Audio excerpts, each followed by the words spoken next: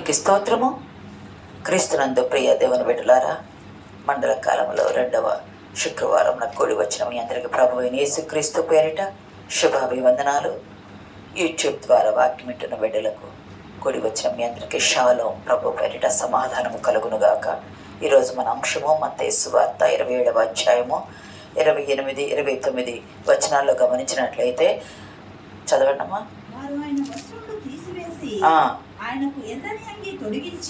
వారు ఆయన వస్త్రములు తీసివేసి ఆయనకు ఎర్రని అంగి తొడిగించి ఆయన తలకు పెట్టి ఒక రెల్లు ఆయన కుడి చేతిలో నుంచి ఆయన ఎదుట మోకాలుని యూదుల రాజా నీకు శుభమని ఆయనను అపహాసించి. ప్రియ సంగమ దేవుని బిడ్డలారా, ఈరోజు మన అంశము ఊదా రంగు వస్త్రము, రెల్లు, మేకులు అనేది కూడా. ఎందుకంటే మొన్న సిలువ, మేకులు అనేది కొంచెమే చెప్పుకున్నాం. మేకులు అనేది ఎక్స్టెన్షన్ చేసుకోవాలట సమయం చాలక, ఈరోజు సమయం ఉంటే చెప్పుకుందాం. దాని గురించి ఊదా రంగు వస్త్రము. ఇక్కడ గమనిస్తే యేసుక్రీస్తు ప్రభు వారికి ఆయన వస్త్రములు తీసివేసి ఆయన ఏం చేశారయ్య అంటే, ఒక మంచి వస్త్రం, ప్రశస్తమైన వస్త్రం అని మిగతా గ్రంథాల్లో ఉంది, ప్రశస్తమైన వస్త్రం వేశారు. ఆయన వస్త్రం తీసివేసి ఎర్రని అంగి తొడిగి అని ఇచ్చారు. దాన్నే ఎర్రని అంగి అన్నారు. దాన్ని ఊదా రంగు వస్త్రం అంటారు. ఈ రంగు అధికారాన్ని సూచించడానికి వాడేది. ఈ రంగు అధికారాన్ని రాచరికపు రంగు అంటారు. దీన్ని రాజరికపు రంగు అంటారు. అంటే యేసుక్రీస్తు ప్రభువాన్ని ఎగతాళి పూర్వకమైన ఆయన్ని అపహాస్యం చేయడానికి ఈ రాజవస్త్రాన్ని సూచించే రంగునిచ్చారు. అది నిజమైన ఒరిజినల్ రాజవస్త్రము కాదు. అటువంటి మోడల్గా ఉండే డూప్లికేట్ అంగి అంటే ప్రభువుని అవమానపరిచి హేళన చేసి, నువ్వు పిలాతు దగ్గరికి వెళ్ళినప్పుడు నువ్వు యూదులకు రాజువా అని పిలాతు అడిగినప్పుడు నీవన్నట్టే నేను రాజునే, కానీ నా రాజ్యం ఇది కాదని ప్రభువారు అంటారు. అంటే ఆయన దేవుని కుమారుడు అని చెప్పుకుంటున్నాడు, ఆయన రాజు అని చెప్పుకుంటున్నాడు. కాబట్టి ఈయన రాజు అంటే రాజు ఎలా ఉండాలి? మంచి ధూమ్రవర్ణ వస్త్రము ధరించాలి. రాజు ఎలా ఉండాలి? మంచి కిరీటం పెట్టాలి. రాజు ఎలా ఉండాలి? ఆయన చేతికి మంచి రాజదండం ఉండాలి. రాజు ఎలా ఉండాలి? ఆయన మంచి సింహాసనం మీద ఆసీనుడై ఉండాలి. రాజు ఎలా ఉండాలి? ఆయనకి సైనికులు ఉండాలి. అంటే ఒక స్ట్రక్చర్ అనేది ఉండాలి రాజరికం అంటే. కానీ యేసుక్రీస్తు ప్రభు వారు చూస్తే దీనుడుగా ఉన్నాడు. సామాన్యమైన వస్త్రాలు ధరిస్తున్నారు. ఆయన ధరించే వస్త్రాలను సిలువ యొద్ద ఉన్న వాళ్ళు 4 సైనికులు ఆ వస్త్రాలను 4 పంచుకున్నారు. పైన ఉన్న అంగి కుట్టు లేక నేయబడినదై ఉండి, కుట్టు లేదు ఎక్కడ, దాన్ని పంచి ముక్కలు చేసి తీసుకోవాలన్న అది కుట్టు లేదు. కుట్టు లేకుండా పై అంగి ఒకే నేతగా ఒకే గోటి మీద చేయబడ్డ, చేతితో బీదలైన యూదులు చేతితో తయారు చేసుకునేటువంటి అంగిలవి. ఒకే కుట్టు లేకుండా ఉన్న అంగి ధరించటానా, అది ఏమి చేయాలో కూడా అర్థం కాక దాని కొరకు చీట్లు వేశారని అంది. అంటే ప్రవచన నెరవేర్పు జరిగింది అక్కడ. అయితే ఇక్కడ గమనించండి, ఈ ఎర్ర వస్త్రము అనేది దీన్ని ఏమంటారంటే ధూమ్ర రంగు, పర్పల్ కలర్ అంటారు. ఇంగ్లీష్లో దాన్ని పర్పల్ కలర్ అంటారు. ఎరుపు లేదా నీలి మొదలైన రంగులతో కలిసినప్పుడు ఒక చక్కని వర్ణము, అంటే కలనేతల 2 మిక్సింగ్ కలర్స్ ఉంటాయి కదా, కలనేతలాగా వచ్చేటువంటి చక్కని వర్ణం రంగు అనమాట, మిక్స్డ్ కలర్ అది. అంటే ఆ రంగుని ఆ రోజుల్లోనూ ఈ రోజుల్లోనూ కూడా ఎంతో ఇష్టమైన కలర్గా ఉంది. ఊదా రంగు వస్త్రము ఖరీదైంది. ఇప్పుడు ఈ రెడ్, వైలెట్ కలర్ 2 మిక్సింగ్ అయితే వచ్చే మిక్సెడ్ కలర్ ధూమ్ర వర్ణము ఖరీదైంది. దాన్ని ధరించాలంటే ధనవంతులు, భాగ్యవంతులు, గొప్పవారు మాత్రమే ధరిస్తారు. సామాన్యులు, మధ్య తరగతి వారు ఎట్టి పరిస్థితులు ధరించలేరు. ఎందుకంటే అది చాలా ఖరీదైంది. మీకు గుర్తుందా? చూడవసరం లేదు కానీ ఎస్తేరు గ్రంథంలో కూడా 8వ అధ్యాయం 15లో కూడా మొర్దెకై ఊదా వర్ణము గల, తెలుపు ధూమ్ర వర్ణము గల, ఒకసారి చూస్తారులైతే ఎస్తేరు గ్రంథము 8వ అధ్యాయము 15వ వచనము. తెలుపు వర్ణమును గల రాజవస్త్రమును, బంగారపు పెద్ద కిరీటమును, అవిసెనారతో చేయబడిన ధూమ్ర వర్ణము గల. ఇక్కడ గమనించండి, ఊదా వర్ణమును, తెలుపు వర్ణమును, ధూమ్ర వర్ణము గల వస్త్రాలు ధరించి బంగారు కిరీటం పెట్టాడు. మొర్దెకై రాజు కాదు కదా, కానీ రాజరికపు వ్యవస్థ వచ్చేటప్పటికి అంత హోదా అధికారం అనేది వచ్చింది. ఇక్కడ కానీ గమనించినట్లయితే ప్రియ సంగమా దేవుని బిడ్డలారా, మొర్దెకయి ఊదావర్ణపు వస్త్రము ధూమ్రవర్ణ వస్త్రాలు ధరించాడు. అయితే ఇక్కడ లూకాలో కూడా మనం చూడవలసిన లేదు. లూకా 16:19 కూడా ధనవంతుడు లాజరు సంఘటన ఉంది కదా, అక్కడ కూడా ధనవంతుడు కూడా ఇక్కడ ఊదా రంగు వస్త్రాలు ధరించాడు. ఇక్కడ గమనించినట్లయితే ఒక గ్రీకు కవి ఉంటాడు, హోమర్ అనే గ్రీకు కవి అంటాడు, ఇటువంటి వస్త్రాలు రాచరిక వస్త్రధారణ అంటాడు. ఇటువంటి వస్త్రాలు సామాన్యులు వేసుకోలేరు. ఇది రాచరికమైన వస్త్రధారణ, రాజులు మాత్రమే ఉపయోగించేవారు. రాజులు అంతేకాదు, రాజులు పల్లకీల్లో వెళ్ళేటప్పుడు లేదా వాళ్ళు వెళ్ళేటువంటి రథాల మీద వెళ్ళేటప్పుడు కూర్చోవడానికి సీట్ల మీద కూడా అటువంటి కలరు ఉన్న ఊదావర్ణము ఉన్నటువంటి కలర్ని అక్కడ సీట్ల మీద కుట్టేవారంట. పల్లకీల్లో రాణులు వెళ్తారు కదా, వెళ్ళేటప్పుడు పల్లకీల్లో మోసేటప్పుడు అక్కడ తెరలు వేలాడుతూ ఉంటాయి కదా, వేలాడే తెరలు కానీ లోపల కూర్చోవటానికి మెత్తలు కానీ ఈ కలర్ వాడుతూ వేసేవాళ్ళంట. అంత మాత్రమే కాదు, ఈ రంగు వస్త్రాలు గొప్ప గొప్ప వారి ఓడలకు కూడా చాందినీలుగా కట్టేవారు. చాందినీలుగా కట్టేవాళ్ళు. వాళ్ళు విగ్రహాలకు, వాళ్ళు పూజించే విగ్రహాలకు తెరలుగా కట్టేవాళ్ళు. అంతేకాదు మన బైబిల్లో కూడా నిర్గమాకాండములో 26వ అధ్యాయము 1వ వచనంలో ఒకసారి చూడండి. 26వ అధ్యాయము 1. నీవు 10 తెరలతో ఒక మందిరమును చేయవలెను. నీల ధూమ్ర రక్తవర్ణములు గల పేనిన సన్నపు నారతో నీలము రక్తవర్ణము ధూమ్రవర్ణములు గల సన్నపు నారతో. ప్రియ సంగమా, ప్రత్యక్ష గుడారానికి కూడా ఈ రంగును వాడారు. మరి యేసుక్రీస్తు ప్రభు కూడా దావీదు వంశము నుండి వచ్చిన రాజకుమారుడే కదా, వాస్తవంగా ఆయన కూడా ఊదావర్ణము రంగే వేయాలి కదా. కానీ ఆయన సామాన్యుడుగా దీనుడై తనను తాను తగ్గించుకొని వచ్చారు. వారు ఎరిగి చేశారో సైనికులు ఎరుగక చేశారో రోమా సైనికులు కాబట్టి వాళ్ళకి ప్రభు గురించి ధర్మశాస్త్రం గురించి తెలియదు కాబట్టి వారు ఆయన్ని అపహాస్యం చేయడానికి, ప్రియ సంగమా, ఆయన్ని అవమానపరచడానికి ఆ ఎర్రని అంగి నువ్వు రాజువు కదా అని అవమానపరిచే స్థితిలో వేశారు. ఇంకా కొన్ని చోట్ల చూస్తే ఆయన వస్త్రం తొడిగినప్పుడు ఆయన చెంపలు పెరికి వేశారు కదా, చెంపలు పెరికి వేస్తే కమిలిపోయి మొహాన గుద్దారు కదా, మొహం వాచిపోయింది. ఉమ్మి వేశారు కదా, ఉమ్మితో అవమానపరచడానికి కప్పబడిపోయింది. ఇక్కడ ఒక లాటిన్లో ఒక మార్కు సువార్త 15 ప్రకారం చూడవలసిన లేదు కానీ కోహోర్ట్ అంటారు. కోహోర్ట్ అంటే అర్థం ఏమిటాయంటే 600 మంది సైనికులు అని అర్థము. అక్కడ సైనికులు ఉన్నారు అన్నారు కదా, ఎంతమంది సైనికులు అయ్యా అంటే కోహోర్ట్ అంటే లాటిన్లో 600 మంది సైనికులు అని అర్థము. ఈ కార్యాలు చేసేటప్పుడు అంతమంది సైనికులు అక్కడ ఉంటారంట. అంతమంది వచ్చి ఆయన ఎదుట ఉమ్మి వేస్తే ఎంత అవమానపరచబడాలి. అంతమంది వచ్చి ఆయన ఎదుట ఆయన ఎగతాళి చేస్తుంటే ఎలా ఇది చేయాలా. అయితే ఈ రంగు ఏటని ప్రభు ఉద్దేశం ఏమిటంటే ఇది ఎవరు వాడతారా అంటే గొప్పవారు వాడతారు అనుకున్నాం కదా. ఇది ఎక్కడ దొరికిద్దాయా, ఈ కలరు, ఈ ఎరుపు అనే కలర్ ఎక్కడ దొరికిద్దాయి అంటే వివిధ రకాలైనటువంటి గొల్ల చేపలు ఉంటాయంట. చేపలు, సముద్రాల్లో దొరికే చేపలు ఉంటాయి కదా, అక్కడ గొల్ల చేపల్లో మెడ దగ్గర ఒక రకమైన గ్రంథి ఉంటుంది. చేపల్లో గుల్లగా ఉండే ఒక రకమైనటువంటి గొల్ల చేపలు, ఆ గొల్ల చేపల్లో మెడ వద్ద ఒక గ్రంథి నుండి ఊరిద్దంట ఆ ద్రవము. గ్రంథి నుండి వచ్చే ఊరే ద్రవము, దానివల్ల వచ్చే రంగు ఎరుపుగా ఉంటుంది. ఒక్కొక్క చేపలో కొంచెమే దొరికిద్ది అది, ఆ రంగు కొద్దిగా దొరికింది. ఎన్ని చేపలను పట్టుకొని దాన్ని తీస్తే అంత రావాలి.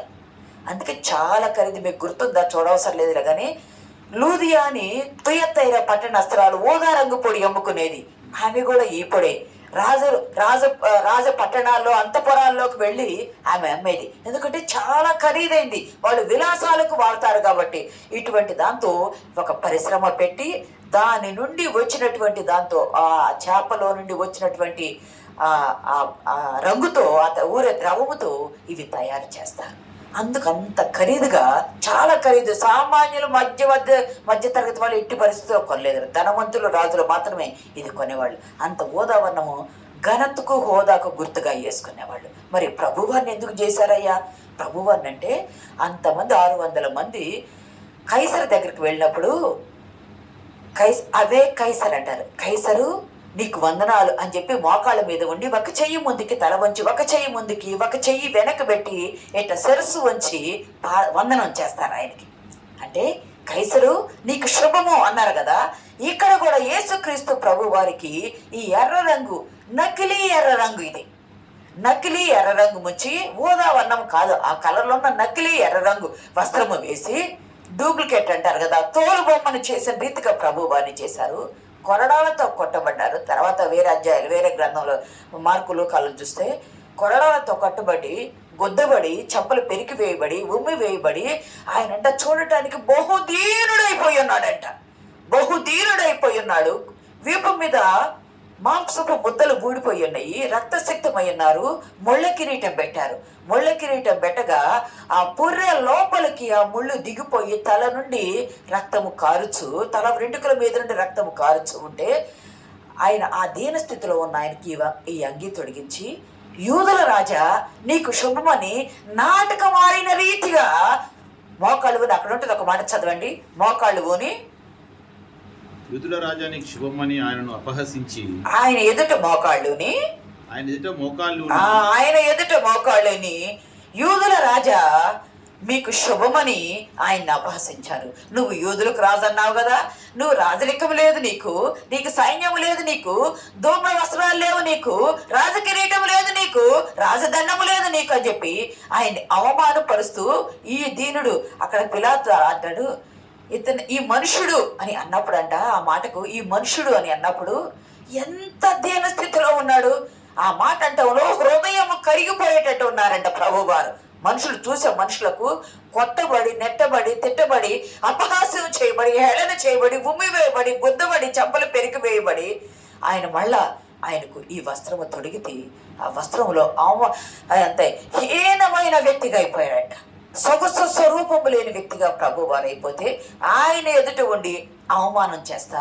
ఇప్పుడు గమనించండి, మనం ఏమీ లేని స్థితిలో, తినుటకు తిండి లేని స్థితిలో, ఉండుటకు మనకు చిన్న గుడిసె కూడా లేని స్థితిలో, ఎక్కడో రోడ్డు మీద, ఎక్కడో చెట్టు పక్కన, ఎక్కడో నివాసం చేస్తా ఉన్నాం. అటువంటి వాళ్ళని నీకేమి, నీవు గొప్పవాడివి, నీవు ధనవంతుడివి అంటే వాళ్ళని మెచ్చుకున్నట్ట, అవమానపరిచినట్టు. రాజ్యము లేని రాజునకు, రాజరికము లేని రాజునకు ప్రభువు రాజే, సర్వలోకం ఆయిందే, ఆయన తప్ప ఎవరూ రాజు లేరు. కానీ ఆత్మీయ స్థితి ఎరగని ఆ మనుషులు ప్రభువుని అపహాస్యం చేస్తా ఉంటే, నీకు శుభము యూదుల రాజని కైసరికి అన్నట్టు, కైసర్లాగా, కైసరికి ఎలా అంటారో అలాగ అన్నట్టు అని హేళన చేస్తూ ఉంటే 600 కోహోట్ అనే అతని లెక్క ప్రకారము 600 మంది సైనికులు అపహాస్యం చేశారంట. తోలు బొమ్మలాట ఆడిన రీతికి ఒక నాటకీయముగా ప్రభువుని చేశారంట. ఆయన తల మీద ముళ్ళ కిరీటం పెట్టి ఇది కిరీటం అన్నారంట. అంత మాత్రమే కాదు, ఆయన చేతికి రెల్లునిచ్చారంట. ఈ రెల్లు చూస్తే ప్రియ సంగమ 4 రకాలైన రెల్లు ఉంటుంది. దీన్ని ఫ్లాగ్ అంటారు, లేదా కాలమస్ అంటారు. ఇది యోర్దాను నైలు నది తీరమందులు, యోర్దాను నది ఉంది కదా, నైలు నది ఉంది కదా, వాటి తీరములందు గొడ్డుల తీరమంది పెరిగేటువంటి జమ్ము లాంటిది. జమ్ము కొంచెం లావుగా వెడల్పుగా ఉంటుంది, కానీ రెల్లు సన్నగా ఉంటుంది, పుల్లల్లాగా సన్నగా ఉంటుంది. 4 రకాలుగా ఉంటాయి. కొంచెం లావుగా ఉండేది ఉంటుంది, కొంచెం మామూలుగా ఉండి లోన డొల్లగా బోల్డ్గా ఉండేటట్టు ఉంటుంది, ఇంకోటి సన్నగా పుల్లల్లాగా పెరుగుతుంది, ఇంకోటి పొడవుగా కర్రల్లాగా పెరిగేది. 4 రకాలైన రెల్లు ఉంటుంది. అందుకే యేసుక్రీస్తు ప్రభు వారు, మీకు గుర్తుందా, మోషే కాలంలో జమ్ము పెట్టె తయారు చేసింది అన్నారు. రెల్లు, ఐగుప్తీయులు రెల్లుతో పడవలు కూడా చేసేవారంట. రెల్లుతో పడవ వేసుకెళ్ళ కూడా ఉంటుంది, రెల్లుతో పడవలు చేసేవారంట.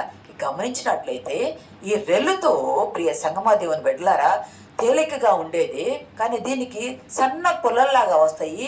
కొంతమంది ఏం చేస్తారంటే ఆ రెల్లు కర్రలతో పొడవుగా 6 అడుగుల పొడవు పైన వస్తాయంట. ఆ రెల్లు కర్రలు పట్టుకుని నడవడానికి ఉపయోగించేవాళ్ళు. కానీ యేసుక్రీస్తు ప్రభు వారి దగ్గర ఏముండాలా? ఎస్తేరు భర్త అయిన రాజు దగ్గర ఏముంది? రాజదండం ఉంది కదా. ప్రభు దగ్గర రాజదండం ఉండాలి కదా. దావీదంటాడు, ఆయన దుడ్డుగర్ర దండము నన్ను ఆదరించాడు. దుడ్డుగర్ర ఆయన గొర్రెల కాపరిగా ఉన్నప్పుడు, దండము ఆయన రాజు అయినప్పుడు వాడాడు. మరి దావీదు కుమారుడైన యేసుక్రీస్తు ప్రభు వారు కూడా రాజదండం ఉండాలి కదా. రాజదండము లేకపోగా ఈయన రాజదండం అని చెప్పి ఆ రెల్లు కర్రను ఆయన చేతికిచ్చారంట. రెల్లు కర్ర ఆయన చేతికిచ్చి, యూదుల రాజా నీకు శుభము అని తర్వాత ఆ కర్ర తీసుకుని ఆయన తల మీద కొట్టినట్టు ప్రియ సంగమ వాక్యంలో ఉన్నది. ఆ కర్ర తీసుకుని ఆయనతో కొట్టినది. దీన్ని కొలకర్రగా కూడా వాడతారు. కానీ ఎంత తేలిగ్గా ఉంటుంది అంటే కొన్ని వాటిలో రకాలు అన్నాం, గబుక్కలు ఏదైనా బరువు తగిలిన కూడా పుట్టుకుమని ఇరిగే రీతిగా అయిపోతుందంట ఆ కర్ర. కానీ యేసుక్రీస్తు ప్రభు వారి చేతికి ఇచ్చిన కర్ర కొంచెం గట్టి కర్ర, పొడవైన 6 అడుగులు ఉండేటువంటి ఆ కర్రను ఆయన ఇచ్చి, ఇది రాజదండము, రాజులు వెళ్ళేటప్పుడు ఇంత ఎత్తున వంకిలాగా ఉండేటువంటి ఉంటుంది కదా, ఇటువంటి రాజదండము అని చెప్పి ఆయనకిచ్చి అవమానపరిచారంట. ఎందుకు ప్రభు వారు ఎంత అవమానపరచబడుతున్నారు ప్రియ సంగమా? ఎందుకు ఆయన వస్త్రములన్నీ తీసివేశారు? ఆయన వస్త్రములన్నీ తీసివేశారు, ఎర్రని అంగి తొడిగించారు. గమనించండి, ఆదాము అవ్వలు దిగంబర్లే చెట్టు చాటుకు వెడితే ఆ ఆకులు కట్టుకుంటే జంతు చర్మాలను ఇచ్చాడు. ఇప్పుడు తన వస్త్రాలను కూడా తీసి మానవులు పంచుకునేటట్టు ఇచ్చేశాడు. మన సిగ్గును, మన అవమానాన్ని, మన నిందను, మన దిగంబరత్వాన్ని, మన పాపాన్ని కప్పటానికి ఆయన తన వస్త్రాలు ఇచ్చేసి తాను ఏమీ లేనివాడై తాను రిక్తుడిగా అయిపోయాడు ప్రభువు. ఎందుకంటే మన సిగ్గుని కప్పటానికి, మన పాపాన్ని కప్పటానికి ప్రభు వారు చేశారు. అయితే ఆ రాత్రంతా గమనిస్తే ప్రభువారి స్థితి ఏమిటి? ఆ రాత్రంతా చివరి విందు చేసుకున్నారు, గెత్సెమనే వనంలో పట్టబడ్డారు. రాత్రంతా తీర్పుల కొరకు తిరుగుతూ ఉన్నారు. తీర్పుల కొరకు తిరిగి తీర్పు తీర్చి అయిపోయిన తర్వాత ఆయన్ని కొరడా కొట్టమన్నారు, తర్వాత సిలువ వేయమన్నారు. అంత అలసిపోయి ఉన్న ప్రభువు, శారీరకంగా మానసికంగా అలసిపోయి తోడు లేక ఒంటరిగా ఉన్న ప్రభువు అంతమంది అన్యుల జనాంగంగా అవమానిస్తూ ఉంటే ఆయనంట కొట్టి, నిన్ను కొట్టింది ఎవరో చెప్పమని అపహాస్యం చేశారంట. నిన్ను కొట్టింది ఎవరో చెప్పమని అపహాస్యం చేశారంట. ఇప్పుడు గమనించండి, మాక్ డ్రిల్ అంటారు కదా, ఏదైనా చేసేటప్పుడు ముందు మాక్ డ్రిల్ ట్రయల్స్ వేస్తారు. రాజరికం కూడా చేసేటప్పుడు ట్రయల్ వేసిన రీతిగా నువ్వు రాజు కాబోతున్నావా నీ అని రాజరికం చేసేటప్పుడు ట్రయల్ వేసిన రీతిగా ఇది ఇక్కడ ఏం చేశారంటే మాక్ డ్రిల్ చేసిన రీతిగా మాక్ కింగ్ చేశారంట. మాక్ కింగ్ చేశారంట. అంటే ముళ్ళ కిరీటం పెట్టి అవమానించారు.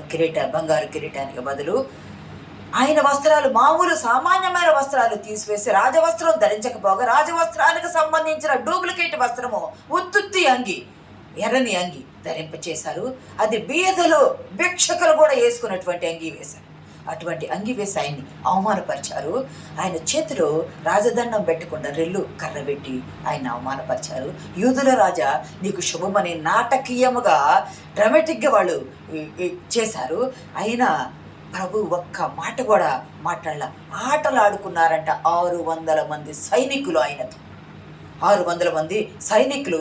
కోహోట్ అనే అతను ప్రకారం, కోహోటు లాటిన్ మాట ప్రకారము అంత హృదయ విదారకరంగా, అవమానకరంగా, హేళనకరంగా ప్రభువాన్ని చేశారంట. ఇక్కడ గమనిస్తే యేసుక్రీస్తు ప్రభువారు యోహాను సువార్త 19:23-22లో ఆయన వస్త్రాలు సిలువ వేసిన 4 సైనికులు పంచుకున్నారు. అంతేకాదు ఆయన అంగీ కోసం 22వ కీర్తన ఒకసారి చూడండి, 18. నా వస్త్రములు వారు పంచుకొనుచున్నారు, నా అంగీ కొరకు చీట్లు వేశారంట. అసలు ఎప్పుడు క్రీస్తుకు పూర్వము 1000-1980 మధ్య కాలంలో రాయబడ్డ ఈ ప్రవచనము క్రీస్తు శకము 30లో నెరవేరింది. ప్రియ సంగమా, 1000 సంవత్సరాల క్రితం రాయబడ్డ ఈ ప్రవచన నెరవేర్పు జరగడానికి ఇవన్నీ జరిగినాయి. ప్రవచన నెరవేర్పు జరగటానికి ఇవన్నీ జరిగినాయి. ఇవన్నీ గమనించినట్లయితే మనల్ని ప్రకటన గ్రంథంలో అంటారు, చూడవసరం లేదు కానీ నేను దిగంబరునై అంటే ప్రభు వారు మన కొరకు ఆదాము అవ్వల సిగ్గును కప్పటానికి, మొదటి మానవుల సిగ్గును కప్పటానికి రెండవ ఆదాముగా యేసుక్రీస్తు ప్రభు వారు వచ్చి తన వస్త్రములు వారికి కప్పి, వారి పాపాన్ని కప్పుట అంటే పాపాన్ని కప్పుట, వారికి కప్పి తాను ఏమీ లేని రిక్తుడైపోయి నిలవబడి ఉన్నాడు. దీనత్వంతో ఉన్నాడు, మౌనంగా ఉన్నాడే కానీ ఎవరి సహాయం కొరకు, ఎవరి కొరకు ఆయన చేయజప్పల. ప్రియ సంగమా, ఈరోజు మనం దేన్ని చూడాలి అంటే రాజరికాన్ని చూస్తున్నాము, అధికారాన్ని చూస్తున్నాము, ఘనతను చూస్తున్నాము, ఆధిక్యతను చూస్తున్నాము. ప్రభువా 200 మేలు చేయి, 200 ఆశీర్వాదాలు ఇవ్వు, మమ్మల్ని దీవించయ్యా, ఈ లోకపు ఆశీర్వాదాల కొరకు పరిగెత్తుతున్నామే కానీ సమస్తము ఆయన అయ్యండి సిరిగలవాడు శ్రీమంతుడైన ప్రభువు ఏమి లేనివాడే రిక్తుడై ఆయన రెల్లు కర్ర పట్టుకొని రారాజు వలె నిలవబడి ఉన్నాడు. వాళ్ళు హీనపరిచిన ఆయన రాజులకు రాజే, ఆయన రాజులకు రాజే. ఇవన్నీ చేస్తారని తెలిసే ప్రాణం పెట్టడానికి ప్రతి దినము ప్రార్థనలు గడిపి ధైర్యపరచబడ్డాడు. మనకు నిందలు రావా, మనకు అవమానాలు రావా, మనకు శోధనలు రావా, మన ఆయన మీద ఉమ్మి వేశారే, మన మీద ఉమ్మి వేసేవారు లేరు కదా. అన్ని అవమానాలు భరించింది మన కొరకే కదా, మన పాపాల కొరకే కదా. ప్రియ సంగమా, లేఖన నెరవేర్పు జరగాల. నా వస్త్రాలు వారు పంచుకోవాలా, నా వస్త్రాలు వారు పంచుకోవాలా అని ఆ లేఖన నెరవేర్పు చేశారు. ఊదా వర్ణము గొప్పవారు ధరిస్తారు, రాజులు ధరిస్తారు. ఈయన రాజు కాదని వారు ఎరిగి రాజుకు చేశారు. కానీ నిజంగా చూస్తే, శారీరకంగా చూసినా కూడా ఆయన రాజకుమారుడే, దావీదు కుమారుడే. దావీదు కుమారుడు ఉన్నాడు, దావీదు రాజు కదా, దావీదు కుమారుడే. ఆత్మీయంగా చూసినా కూడా ఆయన రాజే. ఆ పరిస్థితుల్లో వడ్లవాణి కుమారుడుగా ఉన్నాడు కాబట్టి రాజు కాదని వారు అవమానపరిచారు. ఇక్కడ గమనిస్తే ఆయన రాజు కాదని చెప్పి ఆయనకి రెల్లు కరిగించారు. మూడోది చూస్తే ఆ మేకుల గురించి మనం చెప్పుకున్నాము. మేకులు ఆ పక్కన యేసుక్రీస్తు ప్రభు వారిని సిలువ వేయటానికి వెళ్ళేటప్పటికి, సిలువను తీసుకెళ్ళేటప్పుడు అప్పటికే 2 వ్యక్తులకు సిలువ వేసి ఉన్నారు. ఆ సిలువ వేసి ఉన్న 2కి తాళ్లతో కట్టబడి వేశారు కాబట్టి వారు చనిపోవాలి. యేసుక్రీస్తు ప్రభు వారు చనిపోయారు. వాళ్ళని కాళ్ళ మీద కొట్టి వారిని చంపారు. అంతే. ఇక్కడ ఒక భక్తుడు ఆత్మీయంగా చూస్తే ఒక భక్తుడు చెప్తాడు, యెరూషలేము వీధుల్లో హడావుడి ఉందంట ఆ రోజు. ఎందుకంటే పస్కా పండుగ సమయం కదా, హడావుడి ఉంటే ఒక సైనికుడు పరిగెత్తుకుంటా యెరూషలేము వీధుల్లో ఉన్న ఒక అంగడి కొట్టు దగ్గరకు వచ్చి, ఇనుప సామాను కొట్టు దగ్గరకు వచ్చి, నీ కొట్లో ఉన్న మేకులు నాకు 4 మేకులు కావాలి అంటే ఆ కొట్టు షాప్ అతను ఎన్ని అంగుళాలు మేకులు అంటే సుమారు 6-7 అంగుళాలు ఉన్న మేకులు కావాలి, 4 మేకులు అంటే అంతే, లేవు ఉన్నాయో లేవో చూస్తాను అని ఆ షాపు యజమాని అన్నాడంట. పోయి లోపలికి పోయి చూస్తే 6 అంగుళాలు 2 ఉన్నాయంట, 9 అంగుళాలది 1 ఉందంట. 6 అంగుళాలు 2 ఉన్నాయి, 9 అంగుళాలది 1 ఉన్నదంట. అతను తీసుకొచ్చాయా 4 అడిగారు మీరు, 4 లేవు. 6 అంగుళాలు 2 ఉన్నాయి, మీరు 7 అంగుళాలు అడిగారు, అవి లేవు. 6 2 ఉన్నాయి, 9 1 ఉంది. ఇవి కూడా పాతగా తుప్పు పట్టినట్టున్నాయి, జంగు పట్టినట్టే. మీకు ఉపయోగపడితే తీసుకెళ్ళండి అని చూపిస్తే, అయ్యి మంచిది ఇవ్వు అంటే ఉపయోగపడతాయి అన్నాడంట. ఉపయోగపడతాయి అంటే డబ్బులు ధనం ఏమి ఇవ్వాలి నీకంటే, వీటికి ఏమిస్తారు, ఎంతో కొంత ఇచ్చాలని అంటే ఏదో చిల్లర నాణ్యాలు ఇచ్చేసి అవి తీసుకొని సంతోషంగా ఆ సైనికుడు వెళ్ళబోయే సైనికుడిని అడిగాడంట షాప్ అతను, అయ్యా ఎందుకు ఈ మేకులు, వీటితో ఏం చేస్తారు? ఏదైనా మేకు గోడకు కొడితే ఒక ఫోటో తగిలిస్తారు, ఏదైనా గోడ కొడితే ఏదైనా ఒక వస్తువు తగిలిస్తారు, అంటే గట్టిగా ఉండటానికి కొట్టడానికి వాడతారు. మరి ఈ జంగుబట్టినట్టుని ఇవి ఇంత పెద్ద ఏం తీసుకెళ్తారు, ఇంత పెద్దవాళ్ళతో మీరు ఏం చేస్తారు అని అంటే, ఆ బోధకుడు ఉన్నాడు కదా, క్రీస్తు యేసు అనే ఆ బోధకుడు ఉన్నాడు కదా, ఆ బోధకుడిని సిలువ మీద కొట్టడానికి వాడతాము, ఆ బోధకుడిని సిలువ మీద పెట్టి కొట్టడానికి వాడతామంటే ఆ షాప్ అతను, అయ్యో ఆ బోధకుడా, ఆ క్రీస్తు అనే బోధకుడా, ఎన్నోసార్లు ఈ వీధుల్లోనండి ఆయన వెళ్ళాడు, ఎన్నోసార్లు వెళ్ళాడు. ఆయన చేతులతో కుష్ఠరోగులు ముట్టి శుద్ధి చేశాడు, ఆయన చేతులతో గుడ్డివారికి ముట్టి చూపునిచ్చాడు, చెవిటి వారిని ముట్టాడు, పక్షవాయువు గల వారిని ముట్టారు, ఆయన చనిపోయిన వారిని పాడిని ముట్టి లేపారు, ఎంతో మందికి ఎన్నో చేశారు కదా. అటువంటి ఆ ప్రభువుకు వేసేది అని అతనంట, అయ్యో దేవా, నేను ఎరుగక ఎవరికిస్తున్నానో తెలియక వ్యాపారం అనుకొని నేను నా మేకులు నమ్మానయ్యా, నాకొద్దు, నాకు డబ్బులు ఇవ్వకపో, ఈ డబ్బులు తీసుకో, నా మేకులు నాకు ఇచ్చేయంటే నేను ఇవ్వను. ఈ 3 మేకులు ఆయనకు కావాలా, ఈ 3 మేకులు ఆయనకు కావాలని వెళ్ళి 4 మేకులు అవసరమైతే 4 లేక అడ్జస్ట్ చేసి ఒక్క మేకు పెద్ద మేకుతో 2 కాళ్ళలో కొట్టారు. ఆ 2 మేకులు 6 అంగుళాలు చేతుల్లో కొట్టారు. ప్రియ సంగమా, ఆ పరిగెత్తుకుంటూ వెళ్ళి ప్రభువునకు మేకులు కొడితే ఆ షాపు యజమాని చూచి పశ్చాత్తాపడయ్యా, నా చేతులతో రక్షకుడైన మీకు నేనిచ్చానయ్యా ఈ మేకులు, నా చేతులతో ఇచ్చాను, ఎంత పాపం చేశానని పశ్చాత్తాపడి ప్రభువునకు మేకులు కొట్టడం చూసి ఆ పశ్చాత్తాపంలో నుండి రక్షణలోకి వచ్చాడంట. ఆ వ్యక్తి పశ్చాత్తాపంలో నుండి రక్షణలోకి వచ్చాడంట. ఈ ఇచ్చిన వ్యక్తి రక్షణలోకి వస్తే రక్షణ పొందుకున్న మనము ఎంత విశ్వాసంలో ఉండాలి. మన కొరకు పాత అంగి ధరించి ఆయన ఉన్నాడే, రెల్లు పట్టుకొని ఉన్నాడే, ముళ్ళ కిరీటం పెట్టుకొని ఉన్నాడే, మేకులు కొట్టబడి ఉన్నాడే, హీనుడై దీనుడై వస్త్రహీనుడై దిగంబరుడై దరిద్రుడై ఉన్నాడే, రుణంతల దరిద్రుడిగా వచ్చాడు ప్రభు. మామూలు దరిద్రుడు కాదు, ఆయన పరలోక సింహాసనాన్ని తండ్రిని విడిచి దరిద్రుడు వచ్చాడు.